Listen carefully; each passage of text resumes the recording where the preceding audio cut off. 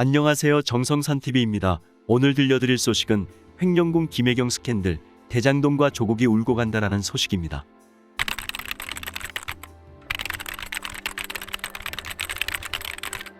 횡령군 김혜경 스캔들, 대장동과 조국이 울고 간다.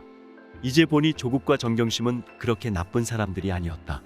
이재명은 그의 공식적 전과와 비공식적 전과를 큰 것들만 꼽으려 해도 10손가락이 모자라는 희대의 괴물 집권당 대통령 후보다.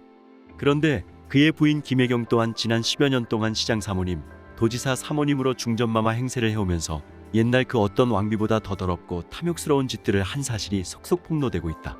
그 폭로는 주로 그동안 친정부, 친이재명 매체로 악명이 높았던 지상파와 종편 채널들의 전파를 타고 설 연호 전후 시청자들의 탄식과 분노를 자아낸다. 언론의 네임덕이고 민심의 확정적 변화를 그대로 보여주는 풍향계다.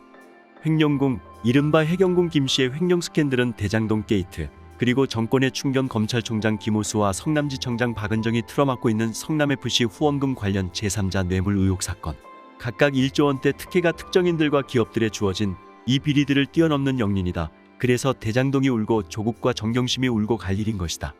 사람들은 혈세를 자기 것처럼 쓰는 공직자들에게 격앙한다. 국민 약탈 행위로 본다. 조국과 정경심은 적어도 자녀 입시 부정에 관한 한 서류 조작과 허위 기재, 거짓말, 증거인멸 범죄 행위에 그친다.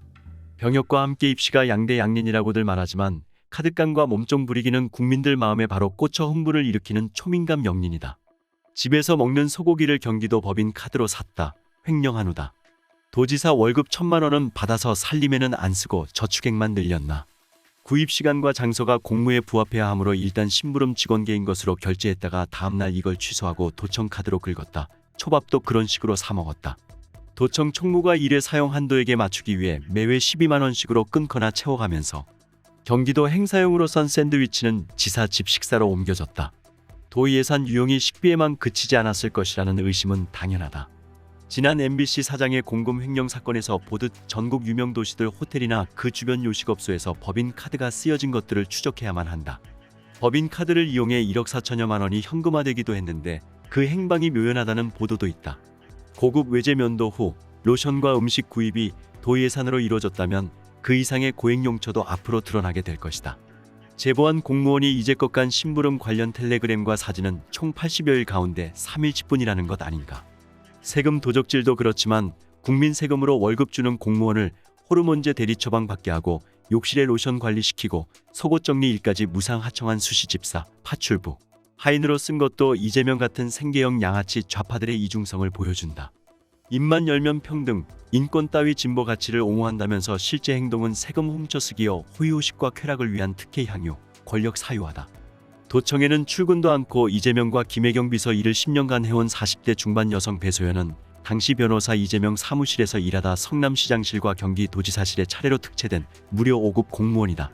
대한민국 청년들 중 극소수만이 수년 동안 밤잠 안 자고 고시 공부를 해서 딸 수 있는 신분이다.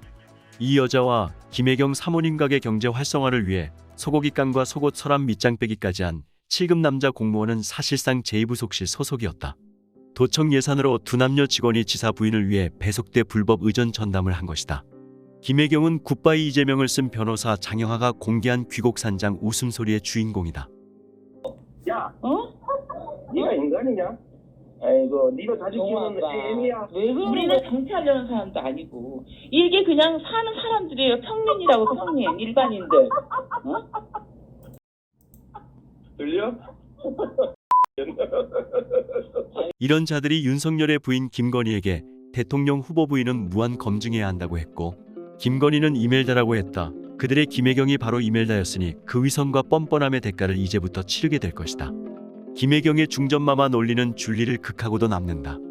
몰래 녹음 방송으로 오히려 그 의혹이 말끔히 해소돼 이젠 주장할 수도 없게 됐지만 설령 김건희가 줄리였다 손치더라도 자신들의 치부가 감히 그것과 비교할 수 없을 만큼 더 남사스럽다. 사과는 죽어도 안 하는 좌파답지 않게 이재명은 사과를 아주 쉽게 잘한다. 홍준표 말을 빌리면 면우시묵이다. 사과값이 이렇게 싸져도 되나? 물론 대장동 같은 치명적인 건 안 하지만 말이다. 사과를 쉽게 척척하는 만큼 진정성은 눈꼽만큼도 없고 거짓말과 변명으로 일관한다.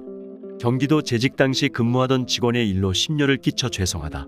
원의 일이란다. 국민을 바보로 하는 점수를 더 까먹는 후안무치 수작이다. 말로만으로 적당히 이 위기를 벗어나 볼까 연구나 하며 머리를 굴리다 보니 정작 중요한 말은 머릿속에서 사라져버린다. 그가 며칠 전 사자토론 마지막 발언 도중 몇 초 동안 침묵한 것은 또 울려고 했으나 실패한 것이라고 생각하는 사람들과 준비한 말이 갑자기 생각나지 않아서라고 보는 이들의 주장이 팽팽하게 맞선다.